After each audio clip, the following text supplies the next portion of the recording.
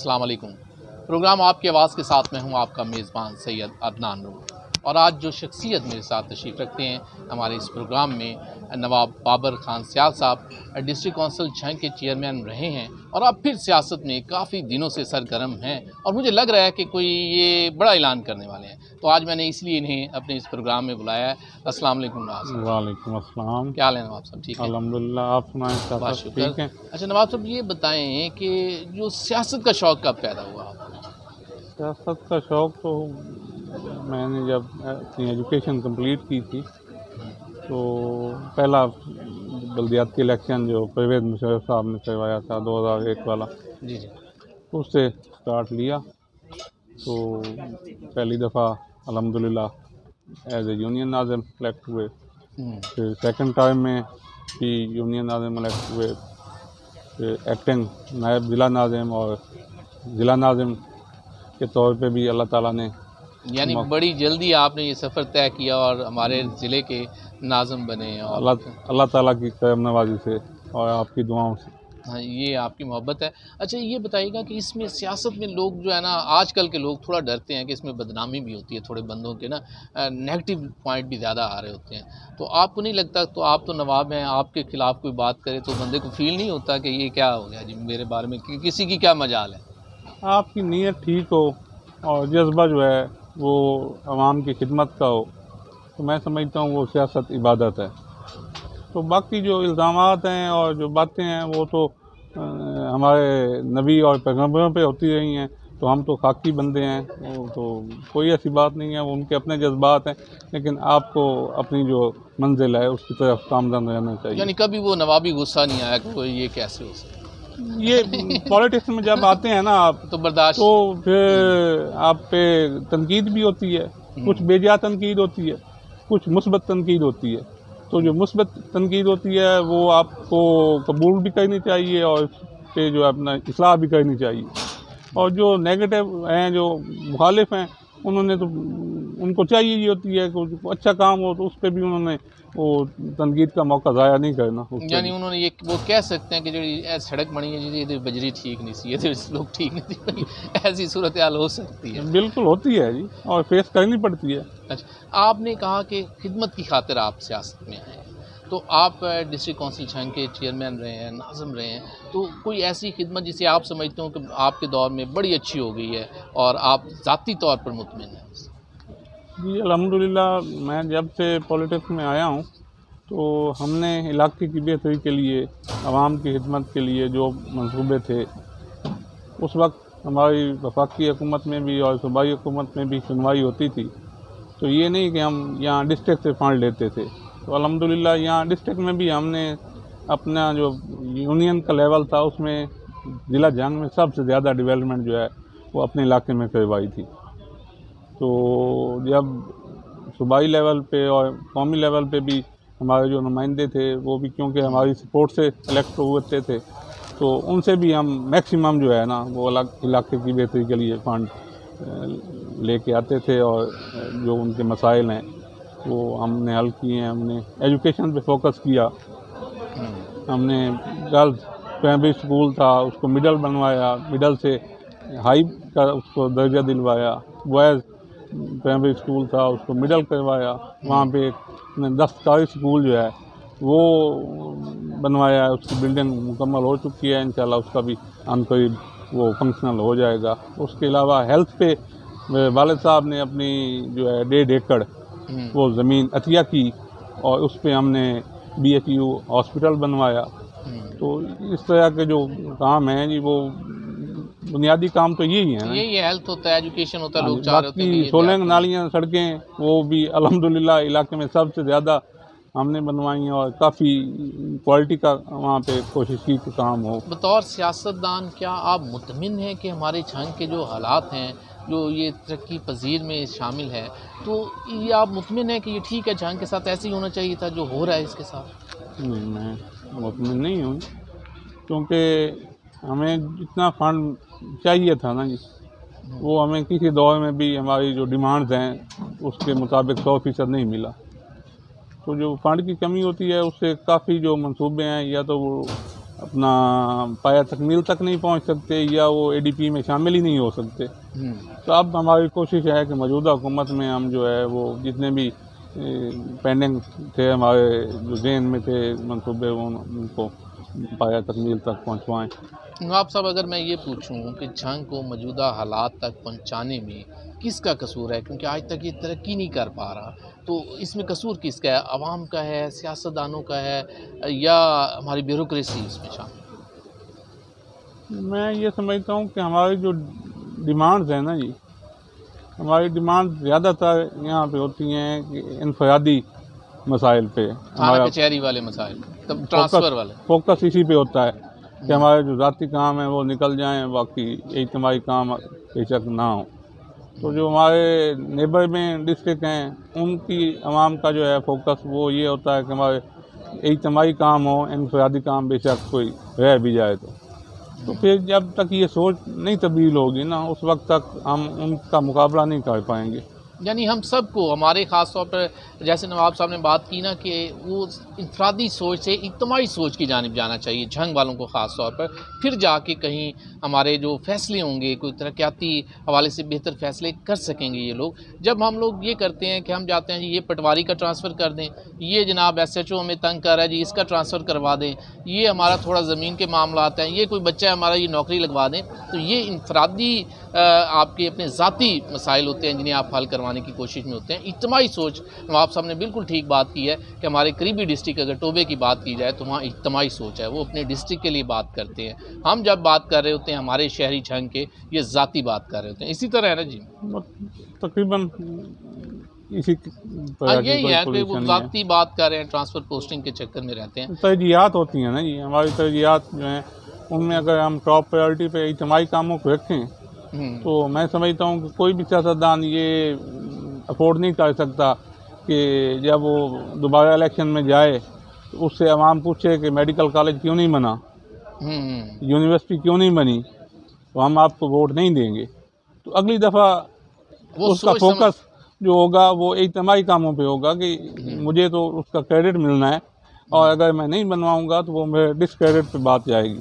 तो मैं समझता हूँ कि वो उसमें अपनी तन मन धन लगा देगा तरक्याती कामों के बारे में। हाँ। अच्छा, क्या आपको लगता है कि अवाम में कुछ शऊर आ चुका है कि लोग पूछना शुरू कर रहे हैं? इससे पहले जो दौर गुजरा है उसमें शायद नहीं नज़र आ रहा था, लेकिन अब सवाल होते हैं। हाँ जी, अब अल्हम्दुलिल्लाह काफ़ी चेंज आई है, तो अब आपको सियासतदानों में भी चेंज नज़र आएगी और जंग की हालत जो है वो भी इंशाअल्लाह ताला बेहतर हो जाएगी। काफ़ी अच्छे मंसूबे अब आने वाले हैं, तो उससे मुझे काफ़ी उम्मीद है कि हम। अच्छा, मैं नवाब साहब एक सवाल पूछने लगा, अब इस वक्त आज की डेट में आपका किस सियासी जमात से ताल्लुक़ है? नहीं, हमारा तो पाकिस्तान मुस्लिम लीग नून से ही ताल्लुक़ है, तो मैं मुस्लिम लीग नून के टिकट पे ही इलेक्ट हुआ था तो as a chairman district council Jhang. तो हमारा तो उन्हीं के साथ है, मियाँ हमदा शहबाज साहब हमारे अपनी मेहरबान हैं, तो हम उनके साथ खड़े हैं जी। अच्छा, पिछले दिनों में अगर ये देखें तो करंट कंडीशन में काफ़ी लोग सियासत में ज़रा उन पर ये इल्ज़ामात लगे कि उन्होंने पार्टियाँ चेंज की हैं कुछ को, और फिर जो नाम दिए जाते हैं कोई लोटा कह रहा है कोई क्या कह रहा है, तो ये सियासी पार्टी का इतनी जल्दी क्यों चेंज की जाती है? सियासतदानों में क्या है ये ऐसे ही बदल जाते हैं मिनटों में, इसका क्या चक्कर है?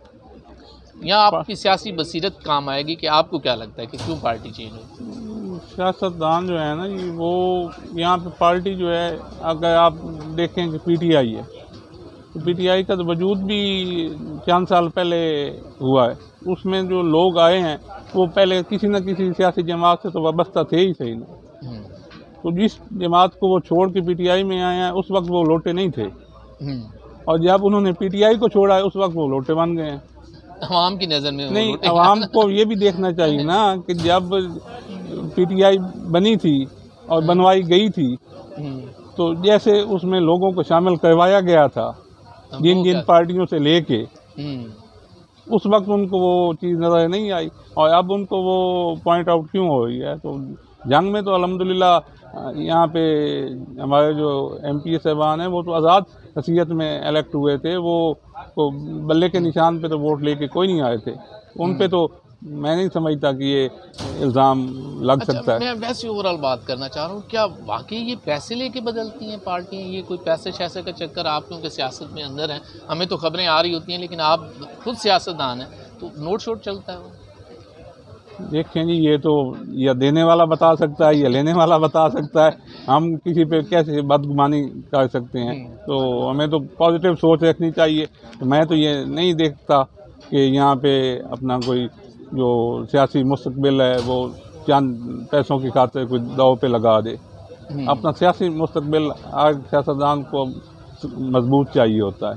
तो अगर उसने नेक्स्ट जो है पॉलिटिक्स में रहना है, तो अगर उसने पहला और आखिरी इलेक्शन है उसका, तो फिर वो जो दिल चाहे वो फिर जितने मर्जी कमा ले जितने मर्जी कमा ले, चाहे इज्जत कमाए, शोहरत कमाए या नोट कमाए, ये तो फिर उस पर डिपेंड करता है ना।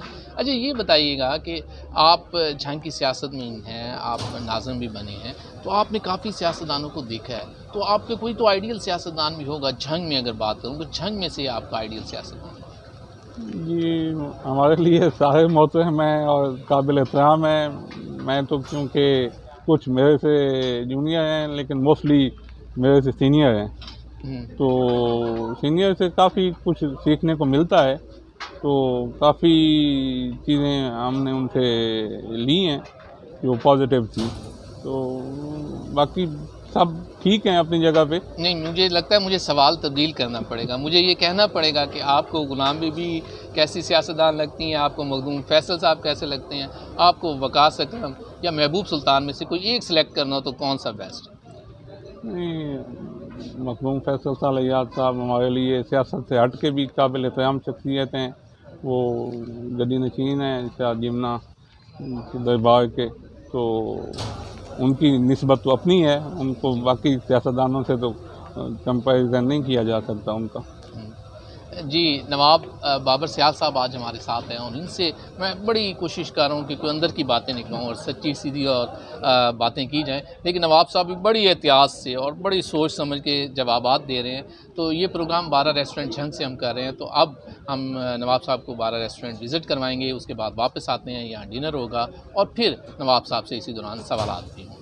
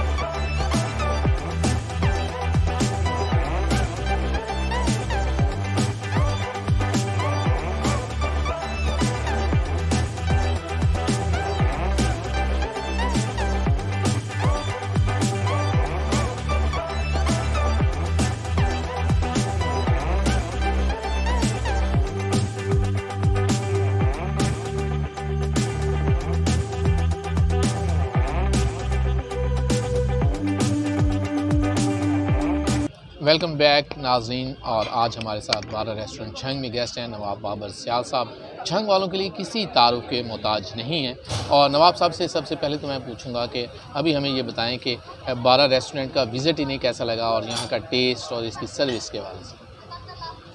जी, बहुत अच्छी है ये, इन्होंने जो यहाँ पे स्टार्ट किया है।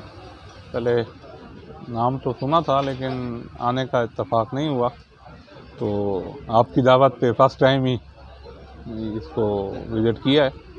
तो लोकेशन भी अच्छी है और सेटअप भी अच्छा है और टेस्ट भी अच्छा है।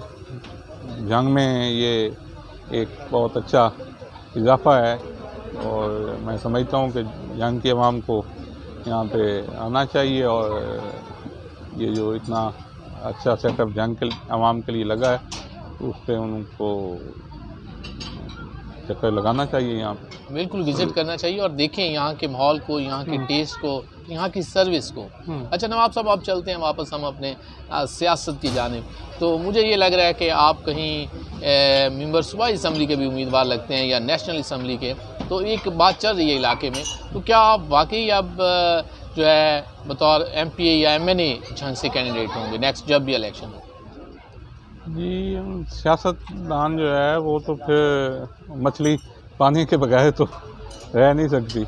तो सियासतदान अवाम में रहना है, तो जब अवाम में रहना है तो फिर इलेक्शन में तो हिस्सा लेना पड़ता है। अगर अवाम की खिदमत करनी है, अपोजिशन में रह के या घर बैठ के तो वो टारगेट अचीव नहीं किए जा सकते जो कि अवाम की तवक्कुआत होती हैं। तो देखते हैं, अभी डिसाइड तो नहीं हुआ, लेकिन अभी मौजूदा सेटअप में कुछ हल्का बंदियाँ भी मुतवक्के हैं कि यहाँ पे कौमी और सूबाई की शायद हों। हमारी एक सीट भी क्योंकि कम हो गई थी कौमी असम्बली की, उसकी भी कोशिश है कि वो हमें एक चौथी सीट जो जंग को दोबारा मिल जाए। तो अगर इसका सेटअप बनता है तो डेफिनेटली आप उम्मीदवार हैं कि आप आवाम की खिदमत का जज्बा है तो फिर। अच्छा, इसमें जज्बे की भी हद है, कोई पंजाब लेवल पे है, कोई नेशनल लेवल पे है, तो आप सूबाई सीट पे सोच रहे हैं या नेशनल असम्बली की सीट के बारे में? जी, ये हल्के बंदियों के बाद डिसाइड होगा, उनके डिपेंड करता है कि कौन सा आपके लिए फिजिबल है।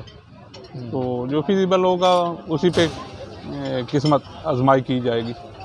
तो आप सब एक सवाल अगर मैं ये पूछूं कि इस वक्त जो मेन पार्टी हैं उनके कायदीन हैं, बड़े मशहूर हैं, मसलन आसिफ अली जरदारी साहब पीपल्स पार्टी के, इधर से नवाज शरीफ साहब और उधर से इमरान खान साहब, तो इस वक्त जो करंट कंडीशन चल रही है कौन से ज़्यादा शोहरत में?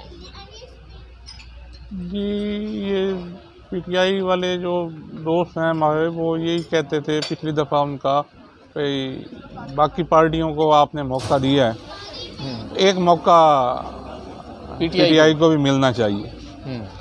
तो वो PTI को मौका मिला, उन्होंने 4.25 साल हुकूमत की, लेकिन वो जो उन्होंने ऐलानात किए थे, जो सब्ज़ बाग दिखाए थे, वो मैं नहीं समझता बस किसी हवाले से भी वो अपने जो टारगेट हैं उनको अचीव करने में कामयाब हुए।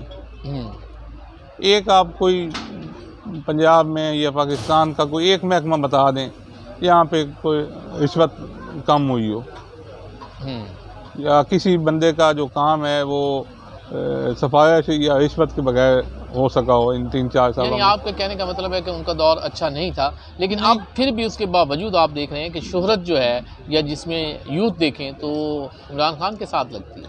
नहीं, आप कंपैरिजन करें ना बाकी जमातों के साथ, उनकी कारकर्दगी को देखें। तो वो जो क्या कहते हैं कि 1 करोड़ नौकरियाँ देनी हैं, तो 50 लाख घर देने हैं, और हमने ये पता नहीं क्या से क्या बना देना है नया पाकिस्तान में। तो आपने भी देखा, हमने भी देखा कि उन 4.25 साल में कोई खतर का।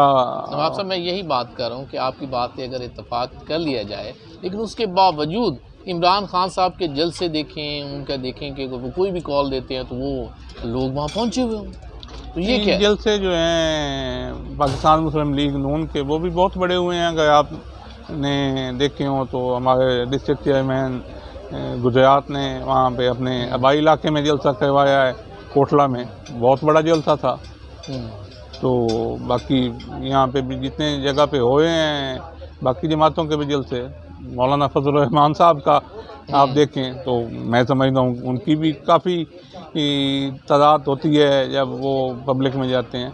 तो इन जलसों में तो आप किसी भी जमात को ये नहीं कह सकते कि उसका जलसा छोटा था या उसका बड़ा था, पब्लिक तो हर जमात के जलसे में होती है। अच्छा, एक बात मुझे भी ये लगा कि बाकी जलसों में आवाम होती है, लेकिन आपको नहीं लगता कि ये सियासतदान जो ज़ातियात पर एक दूसरे पर तनकीद कर रहे हैं, ज़ाती हमले किए जा रहे हैं, कोई किसी को चोर कह रहा है, कोई किसी को कह रहा है, तो ये मुनासिब रवैया नहीं है और ये पाकिस्तानी कौम का ये टारगेट भी नहीं है। आवाम ये चाहती है कि आप हमें ये बताएं कि हमारे माशी सूरत हाल कब बेहतर होगी, हमें रोज़गार कब मिलेगा और पाकिस्तान के हालात कैसे बेहतर हो सकते हैं। तो आपको नहीं लगता कि पूरे जलसे ही गलत ट्रैक पे?